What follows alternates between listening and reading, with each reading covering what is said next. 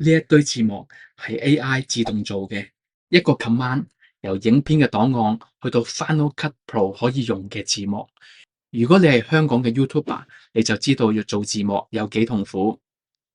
你香港 YouTube 嘅字幕同其他地方好唔同，我哋講嘅係廣東話，但係字幕咧通常都係出書面語嘅。呢一樣嘢咧係差好遠嘅，好似係你同朋友傾偈用一種語言，但係咧你寫落字咧就係另外一種，唔係翻譯而係一種轉換，係每句都要做嘅。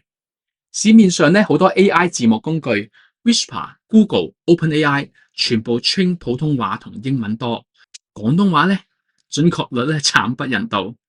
我試過幾乎所有工具，最好嗰隻咧仲係會出錯嘅，有時有啲簡體字啦，串錯咗嘅專業名詞啦，或者分唔到口語同埋書面語。所以每個香港嘅 YouTuber 咧都有自己嗰套字幕嘅流程，每個人嘅方法都唔同，但係一樣咁痛苦。我原本嘅方法有4步。第一步，用一個付費嘅 App 做廣東話嘅轉錄，月費訂閱嘅，出嚟嘅咧係一堆 SRT 嘅字幕。如果你唔知道 SRT 咧係一個文字嘅檔案，入邊咧就儲存住邊一秒鐘咧就顯示邊一句字幕。第二步，用 Microsoft Word 將簡體翻譯做繁體，以免有漏網之魚。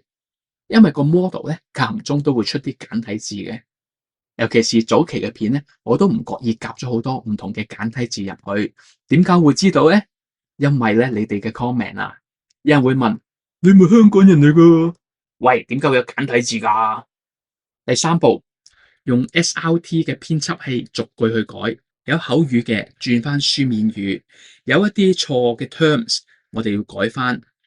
Gemini 變咗做 Germany。OpenCode 就變咗 OpenCourt， 你可以想象咧呢個步驟幾複雜。第四步，用一個免費嘅網站，我將 SRT 字幕轉成 Final Cut Pro 嘅格式，因為咧我係慣咗用 Final Cut Pro 去製作影片嘅。免費嘅網站，知唔知我最擔心係乜嘢啊？有一日佢會消失咗，又或者開始收費，我覺得唔係好值。4步4個工具，每條片咧至少花我半個鐘頭，其實講少咗啊，仲未計個腦不停 switch task 嘅消耗。有一日咧，我望住呢4個步驟，我就諗啦，每一步咧都係重複，每一步都有規律。轉錄有 model 做，繁轉簡有規律噶啦，口語變書面語，修正術語有 pattern 嘅，加個修正表，其實應該可以做到。格式轉換咧，其實 file format 嘅轉換應該係做得到嘅。每一步咧，我諗下，可能 AI 都做到嘅，只不過就冇人將佢串埋一齊嚟行啫。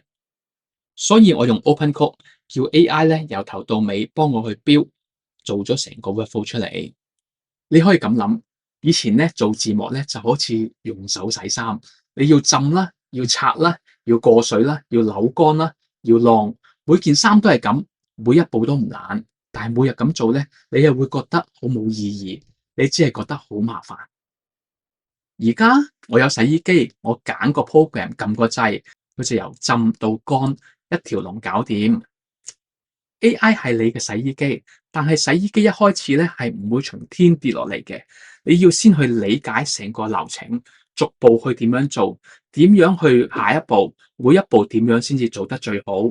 然後你就可以設計咗一部洗衣機出嚟啦。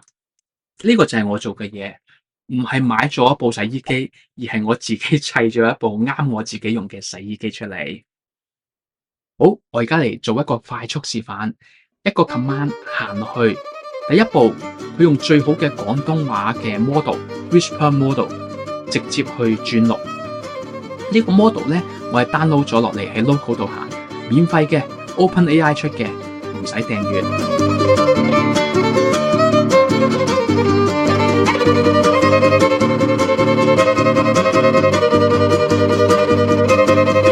出到嚟係初稿，仲有簡體字，仲有錯字，但呢一步只係第一步。呢個係我嘅字典檔，所有我日常用嘅術語、品牌名、容易串錯嘅字，全部都喺呢一度。呢度有2個檔案。AI 對住個字典逐個去改，簡體轉繁體，口語轉書面語，術語修正。以前呢，我人手做至少都要20分鐘以上。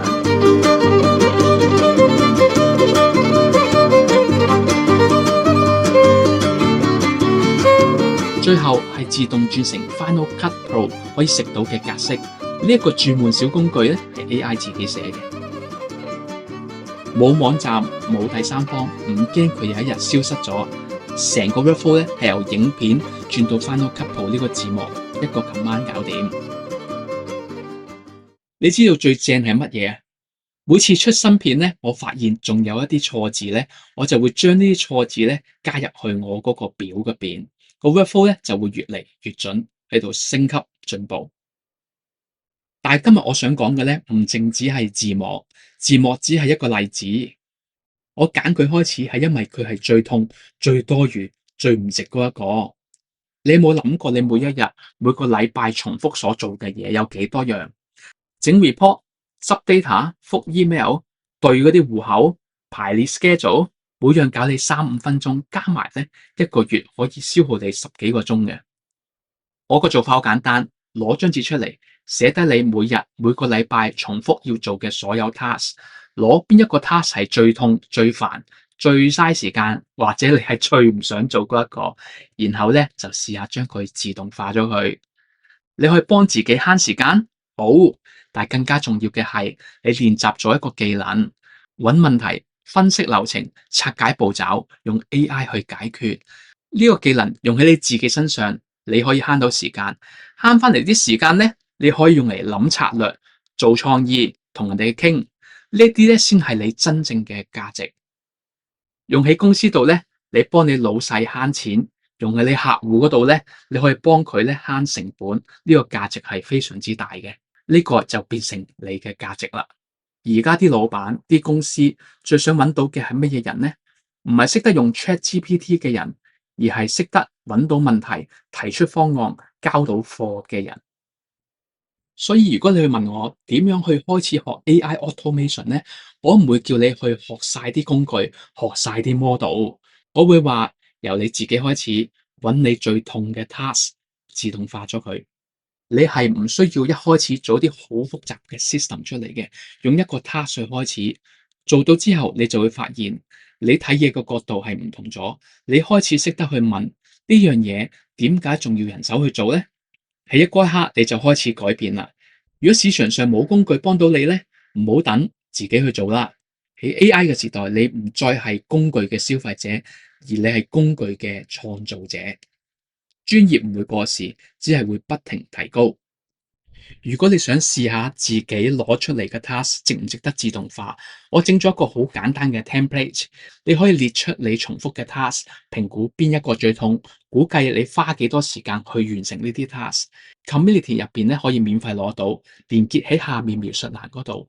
如果你係香港嘅 YouTuber， 又或者你好有興趣嘗試去做嘅咧，我連埋我用嘅 prompts 同埋 set up 都放埋喺 community 入邊，你可以自己去標翻一個，再去 customize 成為你自己獨有嘅 workflow。個 community 入邊咧係有討論區，我好想知道你第一個想自動化嘅係乜嘢嘢。我自己咧都仲有好多 task 係未搞嘅，我哋可以一齊去做。如果你覺得呢條片有用，記得 subscribe 同埋撳下個鐘仔。之後我會分享更加重要嘅嘢，唔係工具，唔係 workflow， 係一個改變我成個 AI 思維嘅 framework。我哋下集再見。